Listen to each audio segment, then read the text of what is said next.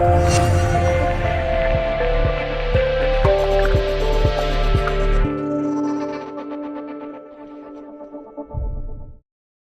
Strickel, welcome to Being. Thank you so much for being here. It's good to be here. This is really exciting. We have a lot to talk about. I was checking out your work about channeling, spiritual awakening, personal transformation, all the wonderful things that I'm interested in. I'm sure my audience is as well. So looking forward to going deep on those topics. But I'd love to start with sort of your transformation, your personal journey. How did you arrive at the place that you are now? What was your childhood like? If you could give us like a summary of your life and how you arrived in this moment. Sure. Childhood was troublesome, shocking, right? For someone who's doing this work. Common theme. I had really disconnected parents. I recall understanding universal law when I was really, really young. I often tell the story about had to be prior to age 6. So around 5, I'm assuming, this friend of my parents showed up at our home. We were what I would consider lower middle class, Texas City, Texas, very blue collar town. My dad was an assistant coach at a junior high. I don't think my mom was even working for the first few years of my life. So we lived in this little, tract home, and this friend drove up in this fancy car. Back then, a fancy car was a Lincoln Continental, and it was this Lincoln. And I remember seeing it, and I was so mesmerized by it. I'd never seen such a fancy car. And she drove away, and my parents started sort of bad-mouthing her. We'll never have that. What did she do to get that? That sort of stuff. And I remember as a really small child thinking, why are you thinking that way? You can have anything that you want, and that sort of thing. Well, my father ended up leaving when I was 6, and I actually left my mother for a wealthier woman and went and started this other family and lived in this big fancy house. And my mother was very bitter about it. She divorced, moved us back to our hometown in Louisiana into this crappy 2-bedroom apartment, and we grew up poor. And while my father and his new family were wealthy, swimming pool, marble floors, spiral staircase, all that stuff, we lived in a 2-bedroom roach-infested apartment next door to a prostitute. And that was our life as a child. And, I'm not trying to bash my father. He wasn't completely disconnected, but he was very financially unavailable for us. Right. So I always had this issue with financial stuff as a kid. And my mother really disconnected from my life as well. She did not want to be a parent. She made that abundantly clear to both of us, but she didn't want our father to be a parent to us either. And we were sort of left to our own devices. Well, because of that, I had a lot of contrast, a lot of negative things happen, around my childhood. But I always had this inner knowing that I was allowed to continue to listen to because I didn't have anything else. And this inner knowing carried me through life and gave me my worthiness, even when my mother was so awful toward me that she was telling me to kill myself at one point when I was a teenager. Wow. She really loathed me and loathed the experience of being a parent to a troubled teenager, certainly. And I certainly fueled that, I admit. But, it was really a disconnected childhood from everything but my inner knowing. But the inner knowing served me well. And so I remember at age 14, detailing to my older brother, Doug, that even though we were poor, we didn't have to stay that way, that you could have, anything you want, as we all say now that we've discovered law of attraction en masse. But I thought it was something that I invented at 14 in 1982. I thought it was my little invention. Awesome. Naive, but then I went on to adulthood, and that knowing really did start to enhance my life, even in high school. By the time I was in high school, I had all the material stuff. I had the nice clothes and the fancy car, and I was running around with all the rich kids in town that had Rolex watches and stuff. But I was still living in the 2-bedroom apartment. So my reality from teen into adulthood was very much focused on manifesting financial and material abundance. And I really carried that into my adult life for my 20s and my 30s. But I also knew that this knowing was something that not everybody was getting, at least not on the level that I was, but I also kept it hidden. So I'd go see psychics, and eventually I found a psychic that told me that I was a channel. I had no idea what that meant. Today I do believe that everyone is a channel in their own way, but she said, no, specifically, you have this really acute ability to receive source and share it if you choose to do so. And I chose not to for a long time. And so I got into my early 40s, and in my early 40s, I had manifested everything that I thought I needed to be happy, even though I really didn't get past the 10th grade in high school, I was a self-taught individual. I was a VP for a big company. I was earning a lot of money, was living in a gorgeous house, driving a fancy car, and had all the nice stuff that I thought was happiness as a child. And realized, God, I've got all this great stuff and I'm still not happy. I'd go look at my crystal and my, beautiful custom draperies and all this crap in my house and think, gosh, this was supposed to be what happiness is. And I'm not happy. I have all these other things that are wrong in my life that are non-financial. So it made me realize that even if I didn't want to be public about this inner knowing, I really needed to go more inward and pay more attention to it to better understand how to utilize that creative process, that law of attraction process, other more important areas of my life, health, friendships, relationships, love of self, truly healing all of the crap from my past that I had really not done. And I started meditating. And in 2010, I had what a lot of people would call a Kundalini awakening, where this eruption of energy just exploded at the base of my spine and it electrified me. And to this day, that electrification is still present. My fingertips, my knees, out my toes, especially, around my face. And when I'm what I call up my spiral, when I'm allowing that source connection to be, I feel that electricity in me. And that knowing just drops in now. So to kind of flash forward through all of that, I kind of took a very common path that I wasn't a denounced religion early on. I was raised Christian and decided that was not for me because Christianity told me that who and what I was wrong as a gay man and certainly as a channel.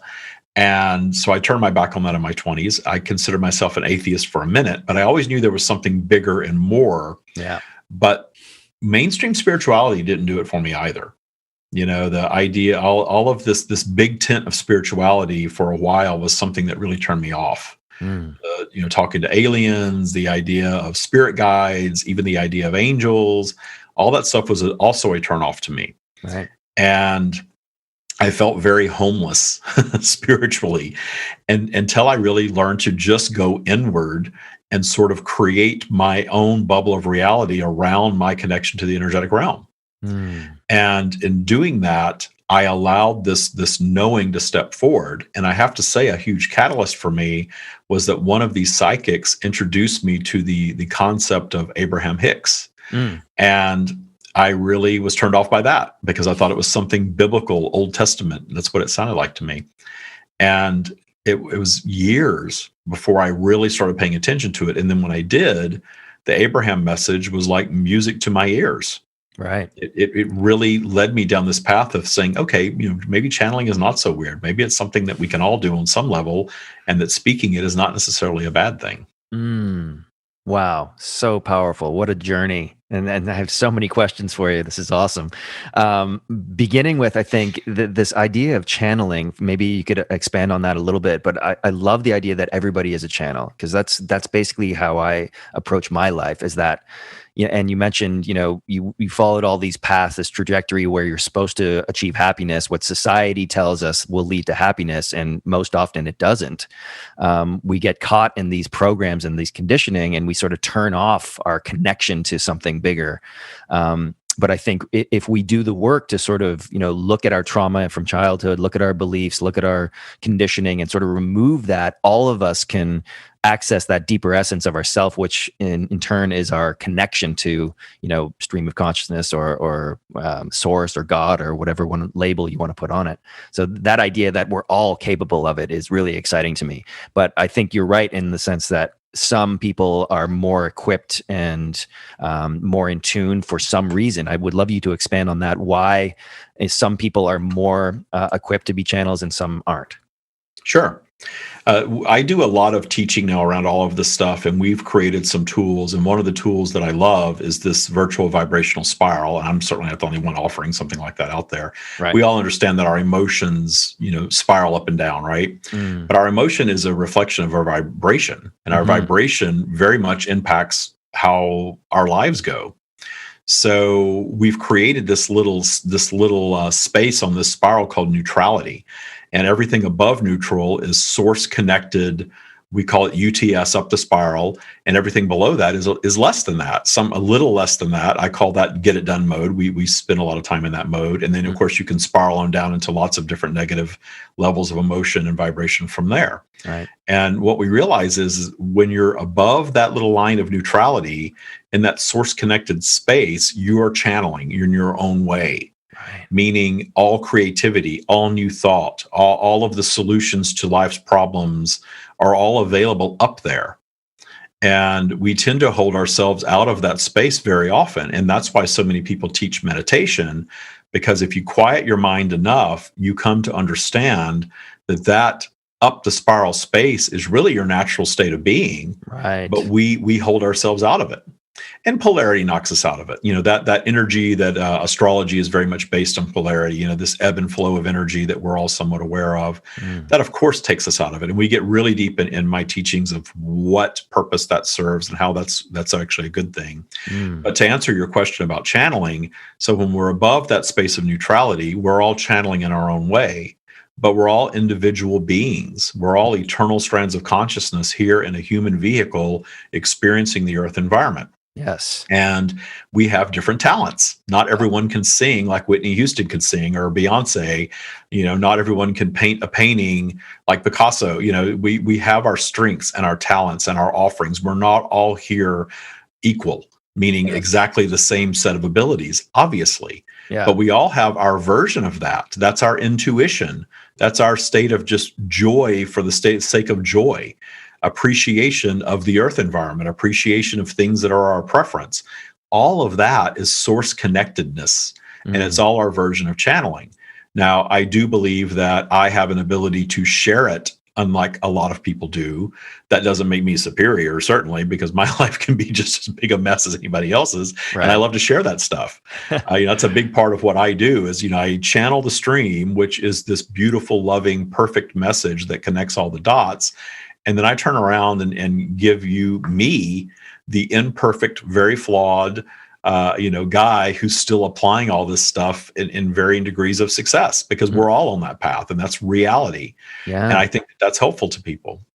So that channeling, you are channeling, whoever's listening to this, you are channeling when you are appreciating yourself and loving yourself, because that is source's perspective of you and of all creation. And when you're in that space, you're at your best. And whatever it is that you discern as your preference, you are expressing yourself in that.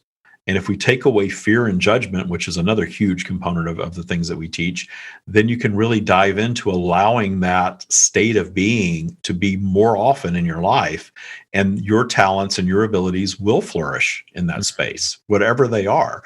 For me, I understood that I had this knowing that I developed over time because I didn't have anything else available to me. I was not a good student. I was dyslexic, so I didn't really do well in school like my older brother did, and that was expected of me. I didn't have, a father that was really paying attention to me. He was, more into his my half sister and his wife and his new life. My mother retreated to her bedroom for the rest of her life after she got divorced in 1975. Wow. She was just done.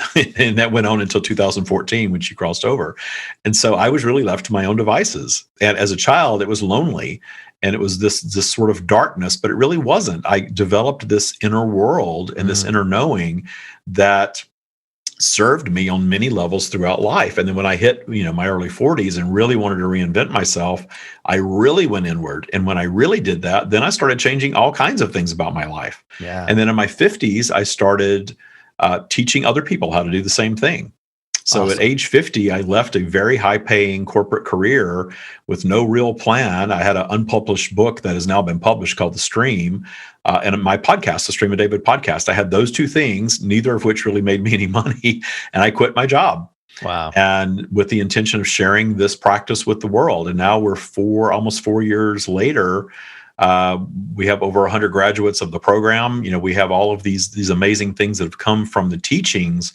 But the thing that really turned all of that for me was understanding that all of this channeling, this channeling of source that we're all doing, even if people don't identify it as source, I identify all of that as source consciousness.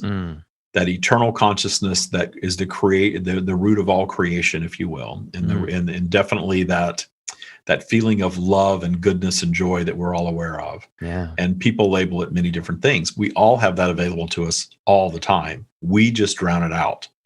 We Why do drown we it do out with that? our down the spiral stuff. Yeah. Why do we do that? Is it Well, I think that gives us the human experience. right? I don't think we come here to experience perfection. Right. We come to the physical environment for our preferences. Certainly, there's so many amazing things in this environment that we see, and automatically it's our preference, and that's all an expression of source. A beautiful flower. I'm not into children, but I really like infants. When I see infants, I just light up. To me, it's like new life. It's amazing. They're not talking yet. Yeah. It's just something that just lights me up. And those things are my preference. I love little like animals, puppies, and things like that. We all love those things, right? Mm. Good food, travel, beautiful locations, deep conversations with people that you resonate with deeply. All of those things are the things that we all love, and we're here to experience those things. But think about, we all think that we want this life of perfection. We want to have an easy life where we just manifest everything that we want. Yeah. And there's a lot of people out teaching the law of attraction that sort of push that idea, Right. that you're going to have everything that you've ever wanted. It's going to be just amazing. You're going to have money and all this fantastic partner and this great business, and you're going to have the best body, and you're just going to be perfect. And I know a lot of these people, and none of them are living that. And I'm not.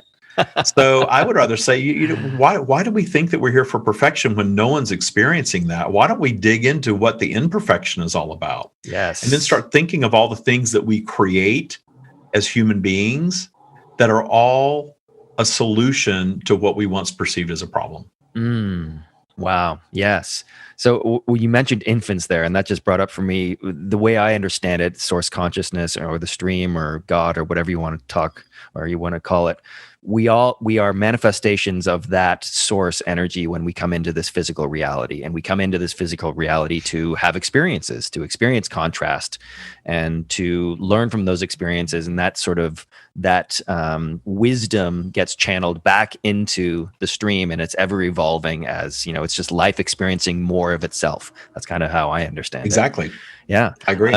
When we're born as these beautiful, innocent light beings, we immediately are beginning to be programmed and conditioned by our environment, necessarily because evolutionarily that's how it works. We're basically useless for the first year of life, and we have to learn from our peers, our parents, our guardians about the environment and how to survive.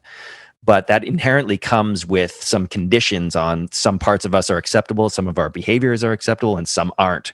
And so we learn very quickly to shut off parts of ourselves that may be this creative impulse, or, in school we're told to sit down and shut up, when really we're just trying to express our essence. And so we become further and further removed and disconnected from our truest essence, which manifests in all sorts of ways: addiction and depression and abuse and violence, all sorts of things. But there's this deeper knowing, and this is definitely true in my experience. When I was a child, I had this knowing of a power within me, but it scared the hell out of me, and nobody else was talking about it, so I covered it and up. other people trying to define for you what that was also. Exactly. It didn't necessarily resonate, right? Yeah. Well, I grew up Irish Catholic, so the church was trying to tell me what it was, and I was like, this doesn't make sense to me at all. So but the further and further you get away from that, I have found in my experience, certainly the more difficult it became to listen and to trust it. Right. And so I'm in my mid 40s now, and it was only in my early 40s that I was like, okay, I can't keep ignoring this voice, this power within me, because I'm scared of it, So, and I used alcohol to sort of cover that up because it was convenient, and I'm Irish, and that's what we do. But it got to a point where it's like, okay, I can't ignore this anymore. And as soon as I sort of turned towards it and started listening, like big changes started happening in my life. A lot of very painful transitions, granted, but what's on the other side of those is just freedom and joy and fulfillment on a level that I didn't know was possible before. And there's obviously much work to do. All of us are continually evolving. But what I wanted to ask you is how, maybe if somebody is listening and they like, shit, maybe I'm a channel, maybe I'm ignoring that voice. How can I trust it? How can I begin listening? How can I let that sort of essence flow through me, even if I'm scared? I would say don't fear it. Mm. Detuning Fear is a huge, huge, huge tool that I love to teach because, as you have demonstrated, what you said is that fear mechanism is a component of our ego that's trying to hold us in place. Yes. And it's a And survival mechanism. right, right. And when we detune fear and you detune judgment, and those two things really go hand in hand, when you detune fear and judgment and start this process that I love to teach called seeing through the eyes of source, which simply means removing fear and judgment from a topic and refocusing from that higher perspective. So if you remove fear and judgment from your own inward experience, and then you really start paying attention to what you're getting. And I think it expresses differently in different people. Some people meditating and then journaling, actually pen to paper journaling. There's magic in that process. We teach a So lot of people powerful. to do journaling Me because too. it's automatic writing essentially. Yeah. When you raise your vibration and do it, and then Right. just start, putting your thoughts on paper, because a lot of these thoughts kind of flow through and flow out. And what I noticed was I had this knowing. And it wasn't like this running dialogue. It was just suddenly a knowing about something would just drop in. No, that's not the way that is. Yes, this is the way that is. This is how this works energetically. That stuff was just popped in. It was just there. Wow. And it always connected the dots and always made sense.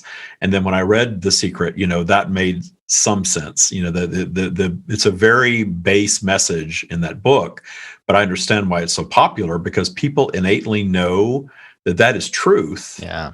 But it doesn't necessarily tell the whole story. And I think it ends up frustrating a lot of people. And that was what my intention was in sharing all of this, because I was so inspired by Abraham Hicks that I became a channel. But going down that path was a little odd for me, because I wasn't yet at the place where I could have a conversation with the stream. This knowing would drop in. And then when I started trying to make myself do it, that was not very effective at all. Because anytime I call it hammering, anytime we're trying to make something happen and make hammer into place, I'm a type A personality, so it's natural for me to want to do that. Everything stops.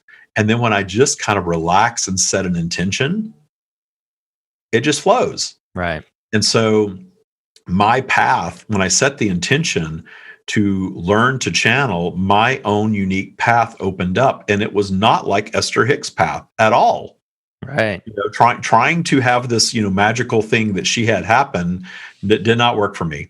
It was not my journey. And then when I did get to the point where I could start really conversing, and I even receive yes and no physically in my body, unless I'm DTS, down the spiral, I have ready access to yes on the left side of my body and no on the right side. It's sort of like using a pendulum, but the energy just, kicks in. And I know immediately that is source, positive or negative. This is the way, this is not the way, and we're in agreement or not. So I asked, why do we need another channel? The Abraham message is beautiful and brilliant. And the clear message that I received back was, not all channels are the same. It's all being filtered through a human being, and there's a different audience and a different message, and you're going to serve them in a different way. And I was very much guided to stop listening to Abraham at that point, not because there's anything wrong with it. I love it, but to allow the stream to be its own thing. So I have, since I've started doing this and sort of meeting other people that do the same thing, I have encountered a lot of people that want to be or claim to be the next Abraham. But the message that I got was Abraham is perfect in exactly what it is. It's serving its audience.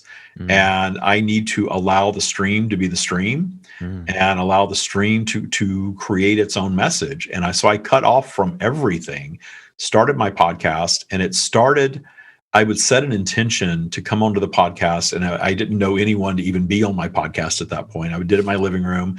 I was still in my corporate job, and I just decided to do it. And I would set an intention to bring the stream in and have them talk on a subject, and they would talk on a subject. So the beginning of my podcast in 2017 was by topic. And then I started meeting people and working with people and channeling for people. And then their questions started bringing out all this new information and of things that I had never even dreamed of. And so the sharing of it created more of it and made it better. And the continued sharing of it created even more. So I came to understand that my intention was fulfilled in Esther's channeling of Abraham, me being at peace with it, and my frustration with Abraham, which is not a popular thing to hear, but I'm not bashing Abraham. So all the Abraham people, don't come for me with the torch. I love Abraham as much as you do. But I personally had frustration with Abraham because I couldn't figure out how to apply it in my life. Right. Yeah. And so I started channeling, and the stream did bring a little different flavor of that same message. Eternal law is eternal law. Those laws are universal, and there's no changing those things. But the way we look at it and talk about it and process it is different from the stream than it is from Abraham. And what flourished in all of that is this opportunity came for me to teach a course, which I never thought I would do.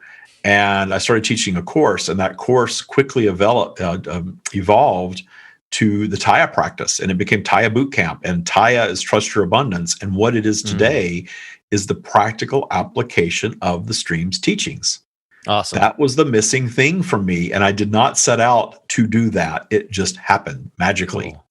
And it's so cool that it did, because it's like taking that universal law message that most channels are sharing a version of, and always have, and created a lifestyle or a mindset practice to apply it in your life and have it actually work in your life. And that's what I needed for me, and people that, get into the program, that's what they need for them. Beautiful. And it works very well. Sounds amazing. I would love to take that course. That's interesting. Yeah, that's interesting, because I've been listening to Abraham Hicks for years and using the techniques and the practices with mixed results. And, and it's interesting to hear you speak about it and to offer more practical tools. So I'd be really interested to hear more about that. Just before we go into that, though, there's a couple of things you mentioned I want to ask you about. First is universal law and what that means, where it comes from, what some examples are. And then the other thing, just before I forget, is I'm really curious about what is the nature of your consciousness as David, the human being with an ego, while you're channeling? Maybe we can speak to that first, and then we'll go into you. Sure. Does your ego it's completely really removed? It's hard to explain, because it's like it's like my ego or my human consciousness steps back, right, and allows them to flow, like a witness. And I know when it's flowing. And now people that listen know that it's flowing. And I remember I was on a show and someone introduced me as a trance channel, and I'm like, what is a trance channel? I don't know, but because I'm not, I'm there.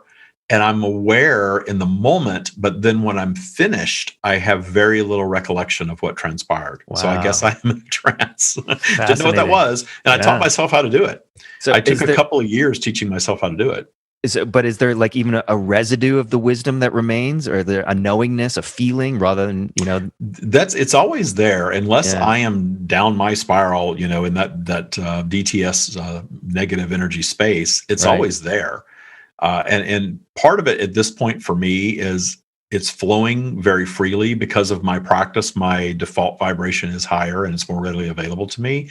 But also I am so informed by their teachings, because I'm teaching it all the time, that I would say that I am not really bothering to make a distinction between what is just my knowing of the stream's teachings and what's actually flowing from them in my day-to-day life. Right. But when I shift into that gear and step back and allow them to flow, it is an experience where I know that it's them flowing, and I learn from those teachings. And it's very different than talking to me. And it is all with love, and it is sometimes critical of me. Right. I don't put any limitations on it whatsoever. And anybody can ask anything that they want. And I've never seen them stumped. Right. Although it may not be the common thread with the stream is they were always turning us back to our earthly human existence. Right. When people want to talk about aliens and alternate dimensions and all this stuff, I understand the fascination with all that. We're curious beings. Yeah. But we're here to have this earthly experience. And they are continually saying, all of that stuff is out there, and it's okay to be curious about it. There's no rules from them whatsoever, but we are here to have this experience. It's sort of like taking a vacation to Hawaii and being fixated on what's going on, on a ski trip somewhere. Right. We're there for a reason. We're here in this consciousness for a reason, and we don't have access to all of that because we are here to focus on this. Right. So it's pulling in the universal law as it applies in our human experience, and not necessarily getting so deep into, what the aliens are doing and all that stuff. Right. Right. This is perfect. So universal law, what does that mean? What are some examples of it? Well, I sum it all up in what I call the universal process of creation, the universal process of all creation. And law of attraction is a component of that. Okay. But it's a component, because the law of attraction is like gravity. It just is. It's happening all the time. We're attracting every little thing to us vibrationally as a vibrational match to it. And we understand that. And people that are just discovering it very often will put the roadblocks up and say, well, there's no way I would have attracted this unwanted stuff in my life. Right. I would have not attracted being abused or having cancer as a kid, or my wife being killed in a car accident. And that whole light message of you can have everything that you want, that's where people get lost in that. Yeah. Because that's just a little component of the universal process of creation. The bigger conversation to have about the universal process of creation is vibrational flow. And what I love about the stream's teachings is that you can take it and you can do your own experimentation with all of it in your life and prove it to yourself. You don't have to just take anyone's word for anything. You can see reflected in their message and reflected in your life vibrational flow. We're all aware that sometimes our emotions are high and we're in a joyful state of being. And in that joyful state, more abundant things are happening around us if you pay attention. And in that joyful state of being, we're trusting our abundance. We're believing our dreams. Yeah. We're making plans for the future, and they feel good up there. And then what happens inevitably is this vibrational flow, this polarity, is going to take our vibration down, and we're going to revisit those thoughts, and they're not going to seem legitimate. Right. They're going to seem ridiculous, unachievable. That whole, what was I thinking? Sunday I was in this great mood and I was so relaxed. I started thinking about starting a business, and I went online. I bought the domain. I've heard this a million times. I've done it. I bought the domain and I'm so excited. I'm going to do all this. And then Monday rolls around and I'm in traffic going to work, and I'm thinking, gosh, I should just be happy I've got this job. What the hell was I thinking? I don't have the money to start a business right now. I've got a family to feed. I've got a mortgage to pay. That's crazy. I was just pipe dreams yesterday. Yeah. But when you were in it, you felt it and you believed it and you were it. 100%. And then we go down the spiral. We get into get it done mode. We go down the spiral, and then we undo all of that creating that we did. Yeah. And it's a natural process of creation. But what we teach in Taya is operating your life in harmony with that flow, with the expectation that you're going to go down your spiral, the expectation that you're going to unravel some of your creation, and the expectation that you're going to have obstacles and imperfections in your life. Yeah. But what we do is we detune the judgment of that. So the DTS, not bad. Natural state of being. The obstacles that come with DTS, not bad, even though it feels like crap to be down there. And the interesting thing that I've noticed, and everyone tends to get this as soon as I say it, when you're down the spiral and down in that negative space, you don't even remember what it's like to be up. Yeah. You're in such a different vibration. You are a different being. And that's why people say things they quote unquote don't mean when they're down the spiral. And you're reacting, with a temper sometimes to things, in anger. And when you're up your spiral, first of all, the things that trigger you aren't even there. And if something does arise, you have the tools to deal with it on a much higher level. But we go down here into this dark space, and we do stupid things, and we say stupid things, and we do things that are harmful to us and others sometimes. Yeah. So the judgment of that low vibration space is where humanity really gets hung up. Yeah. Thinking that we shouldn't be down there, that it's bad, that we should never have obstacles, and why me, and all of that, that victim stuff. Yeah. And it sticks us down there. So what I found is, instead of teaching people, just be up there all the time, man, just be up your spiral, do whatever it takes to be up there. That's great. That's kind of where I got lost in the Abraham message. Yes. And I that get into the vortex and just be in the vortex, and that's the answer to everything. And there's nothing untrue about that. And if people can do that, I think Abraham is the thing. Go to the workshops, listen to Esther. I love it. I think it's serving an audience. I'm not here to bash Abraham at all. But if that is frustrating sometimes, that's where I was with that message. Yeah.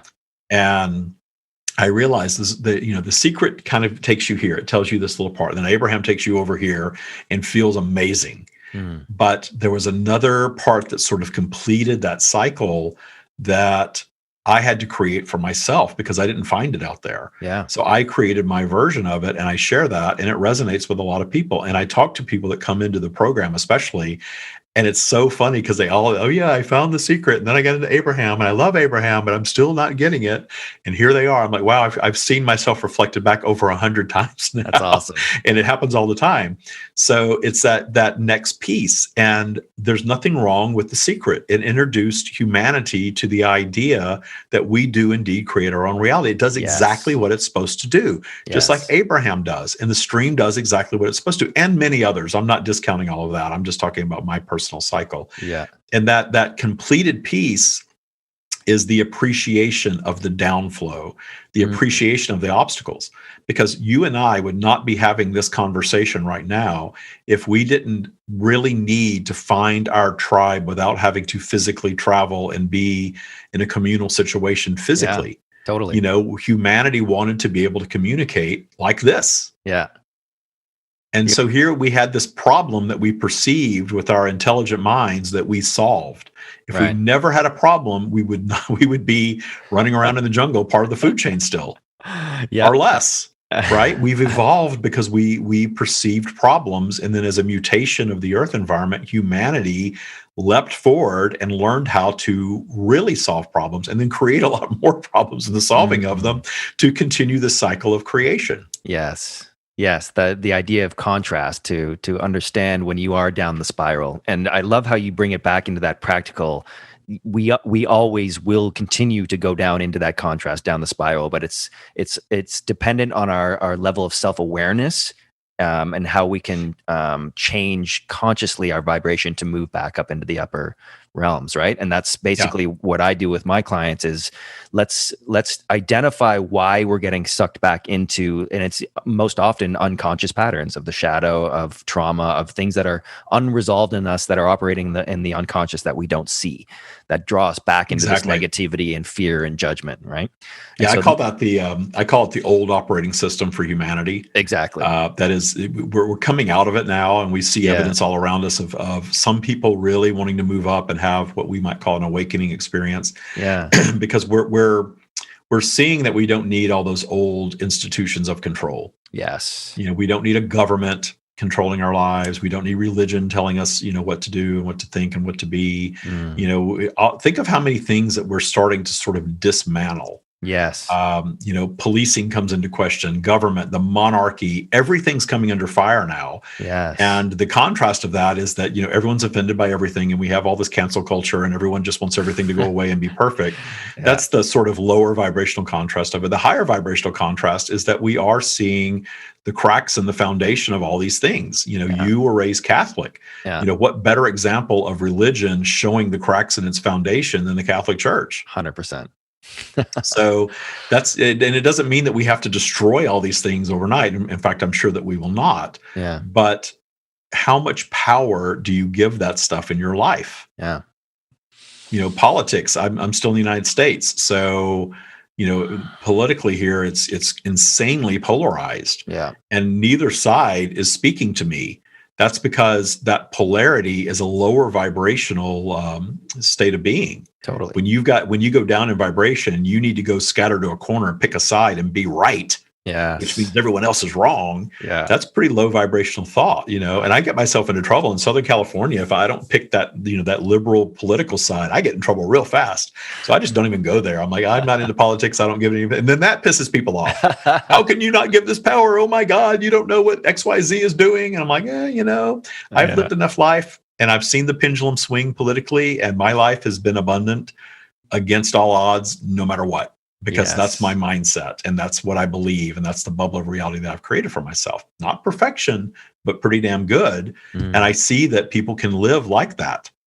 You can be abundant in finance and health and relationships, but it's not about the state of perfection. It's Instagram version of life, and I had that going on. I was, when I first started doing this, I kind of went down that egocentric path of I need to put myself out there as this guru, but it never felt authentic to me because I had Yes. marketing people telling me to do that. Totally. I thought, well, I just don't, that doesn't really feel, it kind of feels like BS to me, and I'm not about that. So I Yeah. didn't stay in that space very long.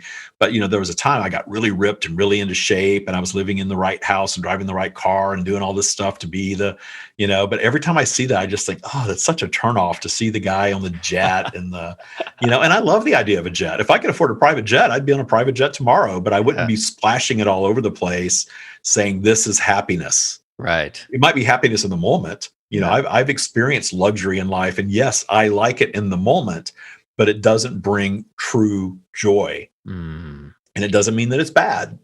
It just means don't expect your joy to come from material things. But I think that humanity is so fixated. And I have had people, and I know surveys have shown that there are people that say they would rather be rich and unhappy than happy and poor.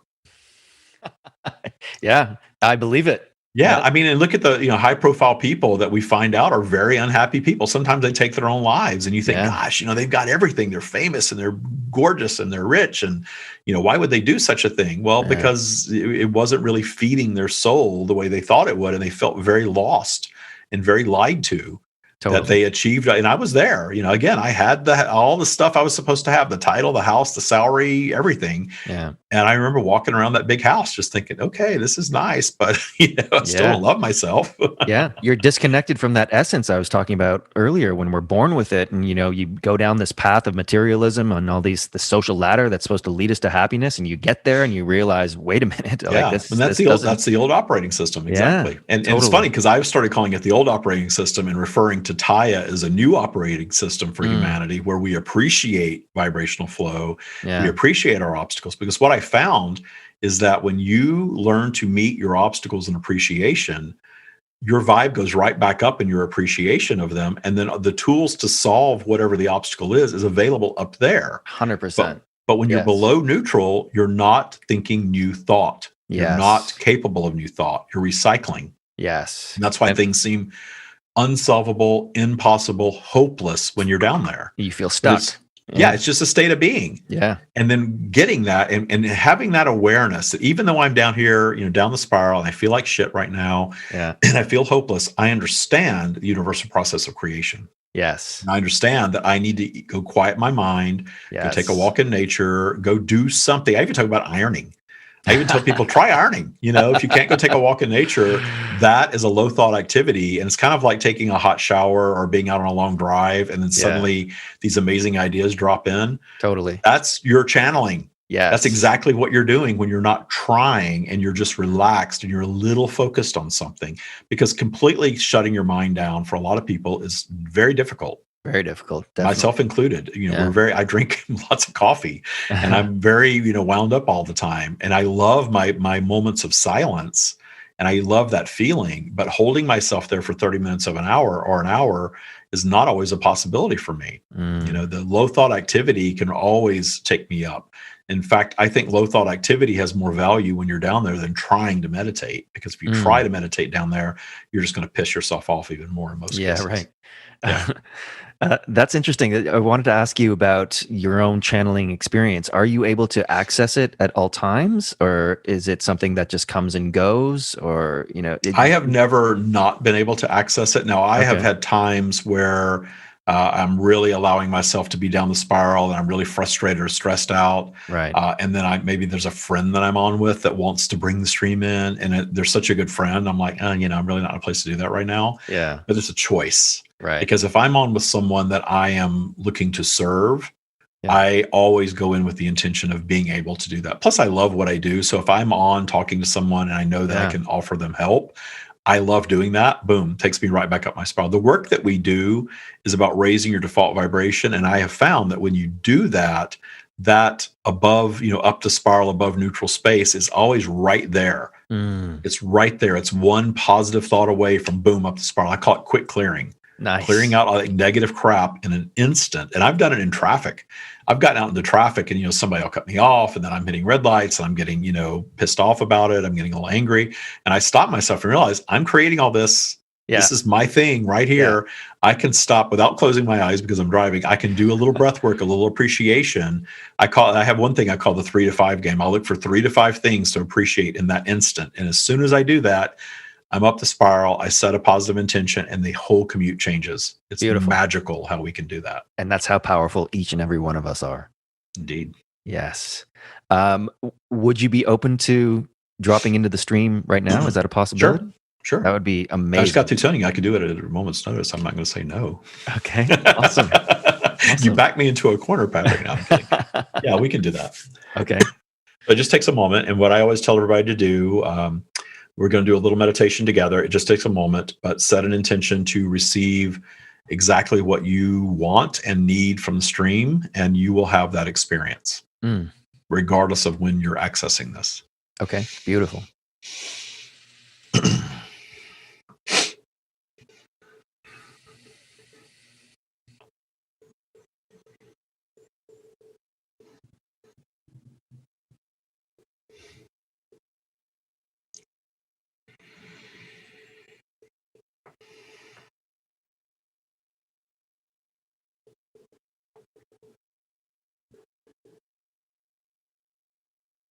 We are here.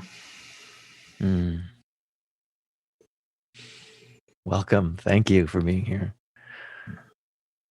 May I ask some questions? You may. Why is there so much needless suffering in the human experience? It is interesting that you would define it as needless, because ultimately you understand the purpose of what you consider suffering, but you also understand that your audience is served by categorizing it as needless. The down the spiral, if you will, the unwanted manifestations, the things that are not your preference, exist to inspire you toward new creation. Your new creation in physical expands your being. Your eternal being is expanded in every new creation, every better thought, every solution, every new idea, every experience that you consider negative that eventually you have the power to look back upon in appreciation of. And in your appreciation, see the gift and the experience that you created for yourselves. You all possess this ability. And when you are focusing upon that which you consider suffering, you are judging the human experience, the earthly experience, from your ego perspective. Because from your eternal perspective, you have access to full appreciation, if not love, for all that is. And appreciation, in the way that we are using this human created term, is deep understanding on such a level that you do find appreciation for it. And understand that from our perspective, our eternal perspective, we see all beings in your physical, in this case, earthly environment, as the eternal beings that you are. Here, having what is a very temporary human experience, and what you are perceiving as linear time. And in that we see you as these eternal beings, we see you here on this little weekend trip to planet Earth, where you come and use your, in your cases, physical vehicles, your human vehicles, to experience, absorb, and filter the Earth environment. Your filtration systems are very much part of the Earth environment. You are of the Earth environment in your human state.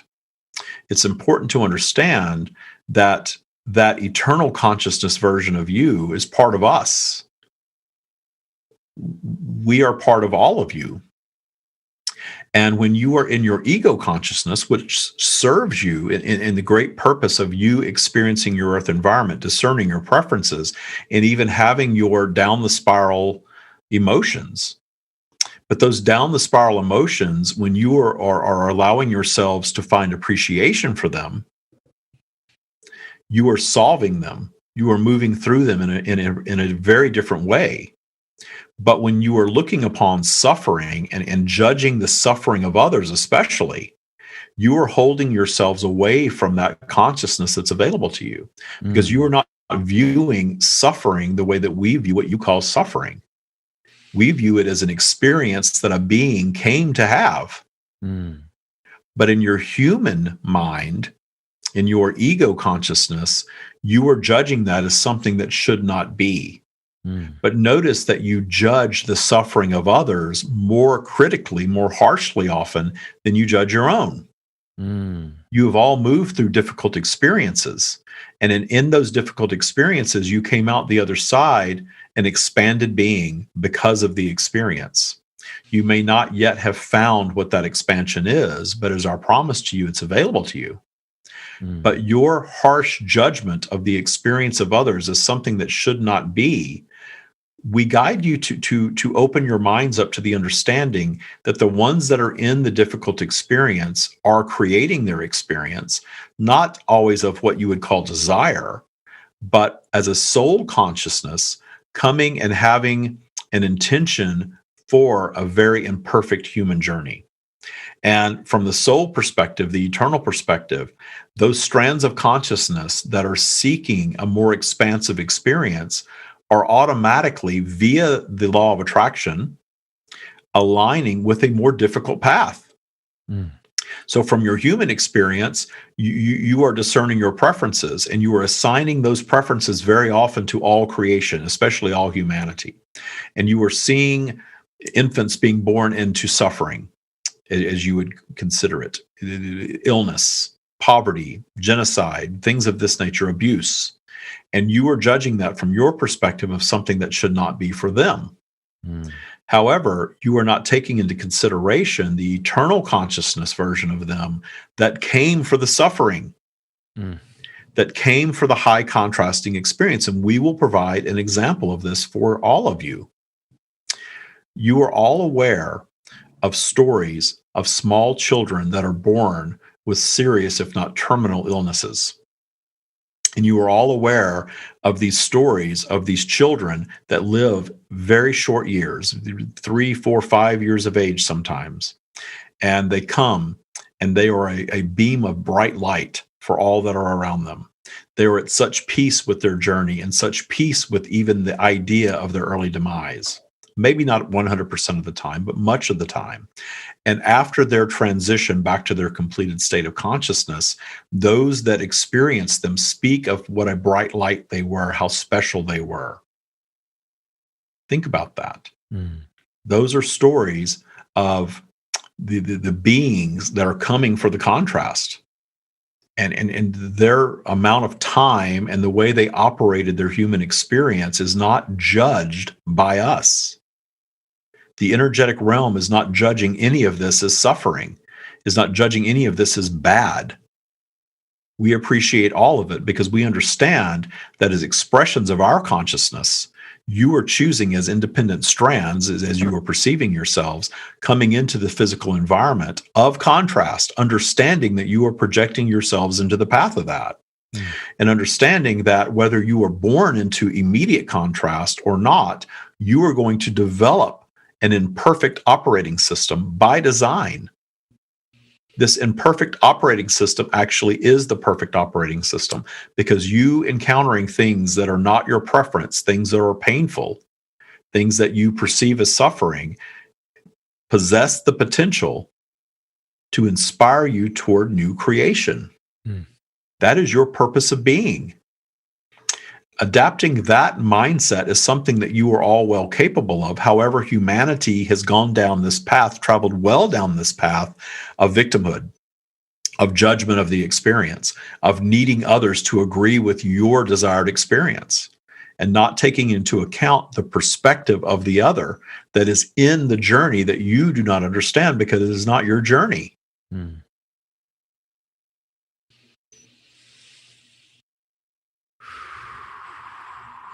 Thank you.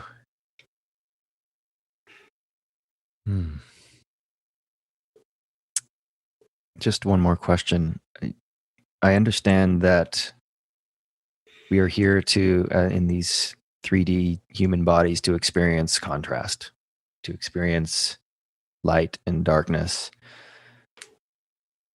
It would seem to me that there is a difference, or at least some energy or consciousness that is intent on bringing malevolent force, evil, as I understand it, to the world. Is this in unison, harmony with all that is, or is it something outside of that that needs to be, I don't want to say fought against, because I know that's not the way, but I recognize a sense of malevolence in the world that hurts me on a deep level, and I don't know where that comes from and how to deal with it. You have posed an excellent question, because we are here to share with you that we are what you would consider pure love and appreciation of all that is. And we are the eternal consciousness that created the entire universe, and you are part of us. There is nothing out there projecting itself into the earth environment, creating negative energy other than the negative energy itself. This ebb and flow of positive is what you're experiencing. The ebb and flow of positive is creating this journey for all of you vibrationally. And your vibrational journey of up and down vibration, this flow that we speak of, the lower vibrational separation, which is an illusion of that seems like separation. You are never fully separated from that which we are. We flow through all creation, and we are always available. But your ego consciousness, your humanity, your earthbound consciousness in a physical environment, in that ebb and flow of the positive, because all that is available is the positive. But there are varying degrees of this positive energy that are flowing to you. And when the positive energy seems to contract, your ego steps forward, your humanness steps forward, your physicalness steps forward. And this is true for all consciousness, not just humanity. And in that ebb of energy and the allowing of more physical consciousness to step forward, obstacles are created. Think of how your earth environment operates if you were to take humanity out of the equation completely. Think of the storms that come through and create a little bit of destruction on the planet, a little bit of clearing of the brush, if you will, and a little bit of destruction of some of the vegetation, even some of the wildlife that are inhabiting the planet. And think about how spring always returns, the sun always comes back. The well-being of the vegetation always springs forward. In fact, humanity could pave over a forest with a parking lot, and left unattended in the sun and the weather and the elements, eventually that parking lot would give way to new vegetation. The new vegetation would take over yet again. And the beauty of that would reveal itself in time. That is the nature of a physical environment. This perception of linear time and this ebb and flow of energy and the creation of storms that clears out the brush, that causes a little bit of destruction, but that destruction is simply the earth feeding itself and expanding itself. You understand that life consumes life. And in life consuming life, there is a cycle that is present in your environment, a self-sustaining earth environment cycle, a physical. And that ebb and flow of energy is exactly what's creating that. Think about how your plants spring forward, and some of them do not survive. Some of them instantaneously become food for something else. And the ones that flourish and thrive are the more dominant ones. And the more dominant ones beget more dominant species of whatever you're speaking of. And eventually, regardless of how dominant a species of a living thing on your earth environment is, it's going to have a span, and it's going to die off and become food for something else. Return itself to the earth environment, this self-sustaining earth environment.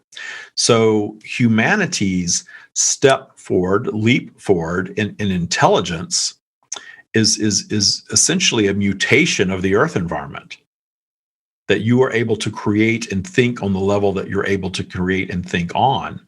And so you explore these things very differently, and you actually hold yourselves away from the universal process of creation, labeling things as suffering and judging them that way and creating more of. Mm. The placing of the labels, the demonization of any person, circumstance, or event in your world only creates more of that unwanted element. Mm. But that is the perfection of the universal process of creation. We guide you all to refocus on your earth environment as one of perfection, the perfection of imperfection. So the things that you consider unwanted, unsavory even, evil even, or creations of humanity, the darkness that you all encounter is your own creation as your reaction to what you have created thus far in your life journey. Your recollection of times that you feel you were cheated or abused or treated poorly. But start to peel away the layers of judgment, start to refocus on all of those things, and come to understand how much of that is programmed thinking. Because you are by and large taught to think like victims, to think like you have no control. And what does that do? It robs you of your power. It robs you of your control. You have complete control over your reality, but we are not guiding you in that control to expect perfection.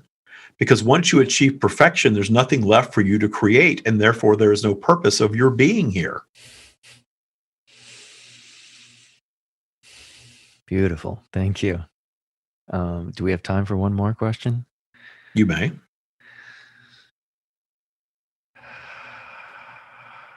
I feel an impulse to be of highest service, which to me, I suppose, means transcending what you call my ego consciousness and existing in the higher vibration of love and acceptance and appreciation. So I suppose my question is, how can I be of highest service in transcending my ego to serve all of life, not just my own?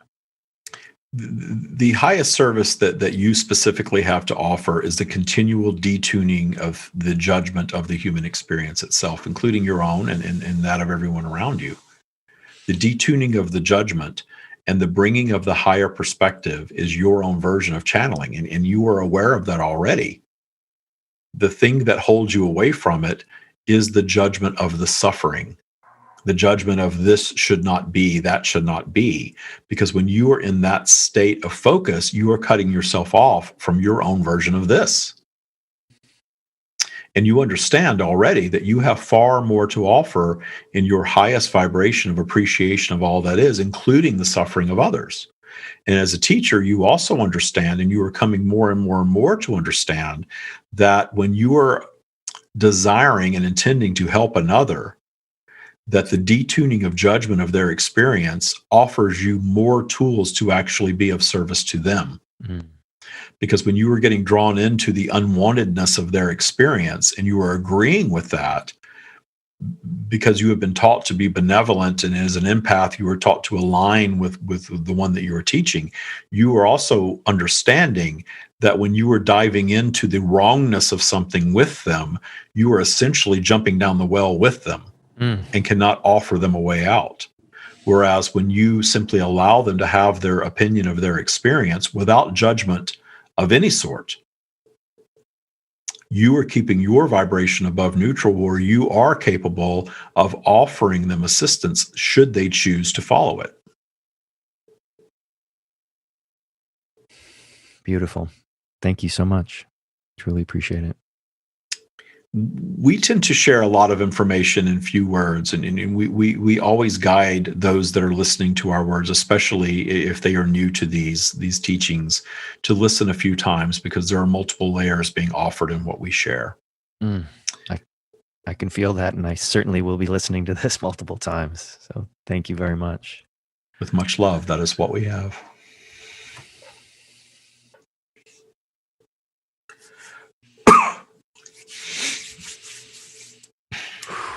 Wow, man. Thank you for that. How do you feel? Buzzy. Yeah. Just alive and buzzy and drinking cold coffee. So I'm just so curious, like, how that experience is for you. Like, were you listening? Could you hear everything that was coming through, or were you sort of In and out. I weave in and out of awareness. I always say, and usually I tell people this before I ever do that. I always say the only limitations of the stream is they're limited to my intellect and vocabulary. right? If I don't understand what someone is asking, like if somebody came on and asked how to perform surgery, I Right. wouldn't be able to channel that because I have no clue how to perform surgery. Right. So, and that's why, we're channeling in English, not in Mandarin. Right. So it is filtered through me, but I have gotten to this place where I shift gears and I step out of it. And only when they're trying to express something and I'm trying to find the word do I become more aware. Right. Right. But it's gotten pretty smooth. Early on, it was slow. My early podcast would take hours and I'd have to edit out all the silence because I was having to get a thought. And then it just kept getting better and better and better. And again, that's the power of intention, Right. setting that intention, being inspired by Abraham and setting an intention to channel the way that she channels Abraham, which I don't think I do, but Yeah. it's gotten better in that intention. Certainly there can be more of a conversation. It makes more sense. And my awareness sort of when there's a stumble or a searching for a word of what they're meaning, that's kind of when I become a little more aware and then I step back. I have to step back so that I let them continue to flow though. And I've gotten pretty good at doing that. It took some time, but I did. Yes, you have. That was beautiful, and really appreciate you taking the time today, David Strickel. Really appreciate your wisdom and everything you're doing in the world. Thank you very much. I enjoyed being here. Enjoyed talking to you very much. Thank you. Excellent. Would you like to just let people know where they can find you online and your Taya Sure. practice? We're the Stream of David everywhere. Streamofdavid.com is the website. And we do have a Facebook group that you can join if you want to learn more about the Taya practice. And it's called the Taya practice, TYA. It stands for Trust Your Abundance, but it is the Taya practice Facebook group. So come join us. Amazing. I'll definitely be joining, and I'll see you there. Thank you so much again, David Strickel. Perfect. Thank you. Have a great day. You too.